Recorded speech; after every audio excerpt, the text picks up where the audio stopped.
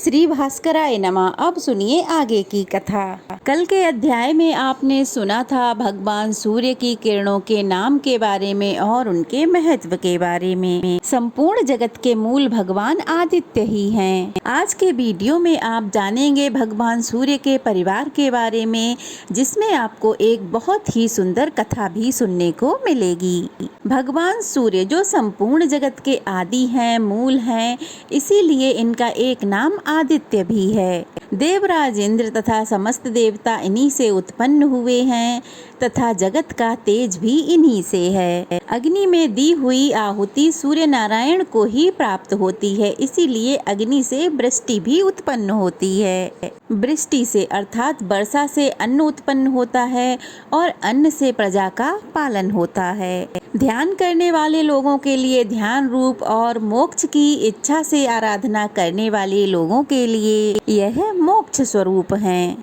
क्षण, मुहूर्त, दिन, पक्ष, मास, ऋतु, अयन, संवत्सर तथा युग की कल्पना सूर्य नारायण के बिना संभव ही नहीं है। काल नियम के बिना अग्निहोत्र आदि कर्म नहीं हो सकते। ऋतु विभाग के बिना पुष्प, फल तथा मूल की उत्पत्ति संभव नहीं है और उनके ना रहने से संपूर्ण जगत के व्यवहार ही नष्ट हो जाएंगे। सूर्य नारायण के सामान्य 12 नाम इस प्रकार हैं: आदित्य, सविता, सूर्य, नेह, अर्क, प्रतापन, मार्तंड, भास्कर, भानु, चित्रभानु, दिवाकर और रवि। विष्णु, धाता, भग, पूषा, इंद्र, मित्र, इंद्र, वरुण, अर्यमा, विवस्वान, अंशुमान, तुष्टा और पर्जन्य, ये 12 आदित्य हैं।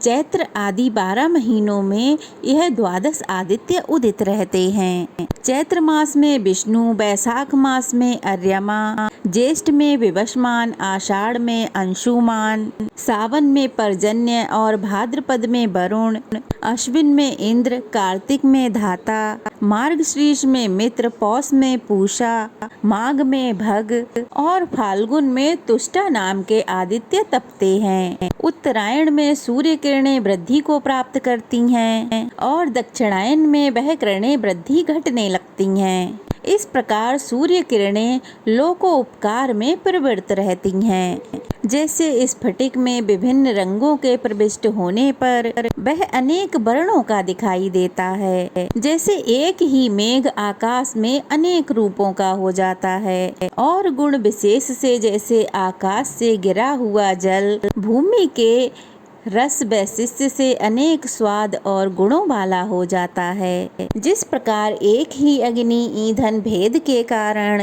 अनेक रूपों में विभक्त हो जाती है और जैसे वायु पदार्थ के संयुक्त से सुगंध और दुर्गंध युक्त हो जाती है, जैसे गृहनीक के अनेक नाम हो जाते हैं, ठीक उसी प्रकार वैसे ही एक सूर्य नारायण ब्रह्मा, विष्णु, महेश और अनेक रूप धारण करते हैं। इसलिए इनकी भक्ति अनेक प्रकार से करनी चाहिए। इस प्रकार जो सूर्य नारायण को जानता है वह रोग तथा पापों से शीघ्र ही मुक्त हो जाता है। पापी पुरुष की सूर्य नारायण के प्रति भक्ति कभी नहीं होती। इसलिए हे सांब, तुम सूर्य नारायण की आराधना करो, जिससे तुम इस भयंकर व्याधि से मुक्त होकर सभी कामनाओं को प्राप्त कर लोगे। अब जानिए भगवान सूर्य के परिवार के बारे में। सुमंतु मुनि कहने लगे, हे राजन, सांब ने नारद जी से पुनः पूछा, हे महाराज, आपने भगवान सूर्य नारायण के अत्यंत आनंदप्रद महात्म्य का वर्णन किया, जिससे मेरे हृदय में उनके प्रति दृढ़ भक्ति उत्पन्न हो गई। अब आप सूर्य नारायण की महाभागा पत्नी रागी और निक्षुभा, पिंगल तथा दिंडी के बारे में भी बताइए। तब नारद जी कहने लगे, सांब, भगवान सूर्य नारायण की निक्षुभा तथा रागी नाम की 2 पत्नियां हैं। इस प्रकार रागी को द्यौ अर्थात स्वर और निक्षुभा को पृथ्वी भी कहा जाता है। शुक्ल सप्तमी तिथि को द्यौ के साथ और मार्ग कृष्ण पक्ष की सप्तमी तिथि को निक्षुभा अर्थात पृथ्वी के साथ सूर्य नारायण का संयोग होता है, जिससे रागी द्यौ से जल और निक्षुभा पृथ्वी से तीनों लोगों के कल्याण के लिए अनेक प्रकार की सासे संपत्तियां अर्थात अन्न उत्पन्न होता है। स से अर्थात अन्न को देखकर बड़ी प्रसन्नता से ब्राह्मण हवन करते हैं। स्वाहाकार और शुद्धाकार से देवताओं और पितरों की तृप्ति होती है। जिस प्रकार रागी अपने 2 रूपों में हुई और जिनकी ये पुत्री हैं और जो इनकी संतानें हुई, उनका अब हम वर्णन करते हैं, आप प्रेम पूर्वक सुनिए। हे शाम, ब्रह्मा के पुत्र मरीचि, मरीचि के पुत्र कश्यप, कश्यप से हिरण्यकश्यपु, हिरण्यकश्यपु से प्रहलाद और प्रहलाद से विरोचन नाम का पुत्र हुआ।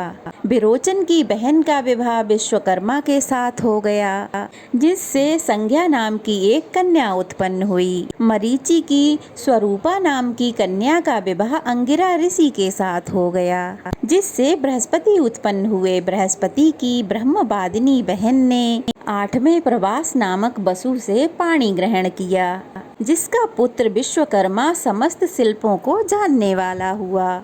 उन्हीं का नाम तुष्टा भी है, जो देवताओं के बड़े हुआ करते हैं। इन्हीं की कन्या संज्ञा को रागी कहा जाता है। इन्हीं को द्यौ, तिष्टासी, प्रभा तथा सुरेणु भी कहते हैं। इन्हीं संज्ञा की छाया का नाम निक्षुभा है। सूर्य नारायण की संज्ञा नामक भार्या अर्थात पत्नी बड़ी ही रूपवती और पतिव्रता थीं, किंतु भगवान सूर्य नारायण मानव रूप में उसके समीप नहीं जाते थे और अत्यंत तेज से परिव्याप्त होने के कारण सूर्य नारायण का वह स्वरूप सुंदर नहीं मालूम होता था। इसलिए वह संज्ञा को भी अच्छा नहीं लगता था। संज्ञा से 3 संतानें उत्पन्न हुईं। सूर्य नारायण के तेज से व्याकुल होकर फिर वह अपने पिता के घर चली गईं और हजारों वर्षों तक वहीं रहीं। जब पिता ने संज्ञा से कई बार पति के घर जाने के लिए कहा, तब वह उत्तर कुरु देश को चली गईं। वहाँ वह अश्विनी का रूप धारण करके तृण आदि चरती हुई समय बिताने लगीं। सूर्य भगवान के समीप संज्ञा के रूप में उनकी छाया निवास करती थी। सूर्य उसे ही संज्ञा समझते थे। उससे 2 पुत्र उत्पन्न हुए और 1 कन्या हुई। श्रुत सर्वा तथा श्रुत कर्मा, ये 2 पुत्र और अत्यंत सुंदर तप्ती नाम की कन्या, यह छाया की संतानें हैं। श्रुत सर्वा तो सावर्णी मनु के नाम से प्रसिद्ध होगा और श्रुत कर्मा ने शनिश्चर नाम से प्रसिद्धि प्राप्त की। संज्ञा जिस प्रकार से अपनी संतानों से स्नेह करती थीं, वैसा स्नेह छाया ने नहीं किया। इस अपमान को संज्ञा के ज्येष्ठ पुत्र सावर्णी मनु ने तो सहन कर लिया, किंतु उनके छोटे पुत्र यम अर्थात धर्मराज सहन नहीं कर सके। छाया ने जब बहुत ही ज्यादा क्लेश करना शुरू कर दिया, तब बालपन में तथा भावी प्रबलता के कारण उन्होंने अपनी विमाता छाया की भर्त्सना की और उन्हें मारने के लिए अपना पैर उठा दिया। यह देखकर क्रुद्ध विमाता छाया ने उन्हें श्राप दे डाला। वह कहने लगी, हे दुष्ट, तुम अपने पैर से माता को मारने के लिए तैयार हुए थे, इसलिए तुम्हारा यह पैर टूट कर गिर जाए। छाया से शाप पाकर यम अपने पिता के पास गए और उन्हें सारा विधान कह सुनाया। पुत्र की बातें सुनकर सूर्य नारायण कहने लगे, हे पुत्र, इसमें कुछ विशेष कारण तो जरूर होगा, क्योंकि तुझ जैसे धर्मात्मा पुत्र के ऊपर माता को क्रोध आया है। सभी पापों का तो निधान है, किंतु माँ के श्राप का कभी अन्यथा नहीं हो सकता। परंतु मैं तुम्हारे ऊपर अधिक स्नेह होने के कारण एक उपाय कहता हूँ। इससे माता का श्राप भी सत्य हो जाएगा और तुम्हारे पैर की रक्षा भी हो जाएगी। सुमंतु मुनि कहते हैं कि राजन, इस प्रकार पुत्र को आश्वासन देकर सूर्य नारायण अपनी पत्नी छाया के समीप जाकर कहने लगे, छाये, तुम इनसे स्नेह क्यों नहीं करती हो? एक माँ के लिए तो सभी संतानें समान ही होनी चाहिए। यह सुनकर छाया ने कोई उत्तर नहीं दिया, जिससे सूर्य नारायण को क्रोध आ गया और वे श्राप देने को तैयार हो गए। छाया भगवान सूर्य को क्रोध में देखकर डर गई और उसने अपना संपूर्ण वृतांत बतला दिया। तब सूर्य अपने ससुर विश्वकर्मा के पास गए। अपने जमाता सूर्य को क्रोध में देखकर विश्वकर्मा जी ने उनका पूजन किया और उन्हें शांत किया। फिर मधुर वचनों में उनसे कहने लगे, हे देव, मेरी पुत्री संध्या आपके अत्यंत तेज को सहन न करने के कारण वन को चली गई है और वह आपके उत्तम रूप के लिए वहाँ महान तपस्या कर रही है। श्री ब्रह्मा जी ने मुझे आज्ञा दी है कि यदि उनकी अभिरुचि हो तो तुम उनके कल्याण के लिए सूर्य को तराश कर उत्तम रूप बनाओ। विश्वकर्मा का यह वचन सूर्य ने स्वीकार कर लिया और तब शाक द्वीप में विश्वकर्मा जी ने सूर्य नारायण को खराद पर चढ़ाकर उनके तेज को खराद डाला, जिससे उनका रूप बहुत कुछ सौम्य बन गया। सूर्य नारायण ने भी अपने तेज बल से यह जानकारी प्राप्त की कि उनकी पत्नी अश्विनी के रूप में उत्तर कुरु में निवास कर रही है। अतः सूर्य भी अश्व का रूप धारण कर उसके पास आकर मिले। अतः इसके फलस्वरूप अश्विनी के गर्भ से देवताओं के वैद्य 2 अश्विनी कुमारों का जन्म हुआ।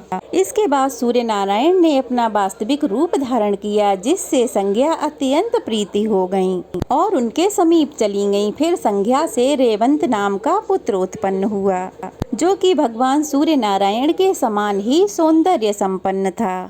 इस प्रकार सावर्णी, मनु, यम, यमुना, सनी, तपती 2 अश्विनी कुमार, वैवत्सव, मनु और रेवंत, यह सब सूर्य नारायण की संतानें हुईं। यम की भगिनी यमी यमुना नदी बनकर प्रवाहित हुईं। सावर्णी 8वें मनु होंगे। सावर्णी मनु मेरु पर्वत के पृष्ठ पर तपस्या कर रहे हैं। श्रावणी के भ्राता सनी एक ग्रह बन गए। उनकी भगिनी तप्ती एक नदी बन गई, जो विंध्यगिरि से निकलकर पश्चिमी समुद्र में जाकर मिल जाती हैं। इस नदी में स्नान करने से बहुत ही पुण्य प्राप्त होता है।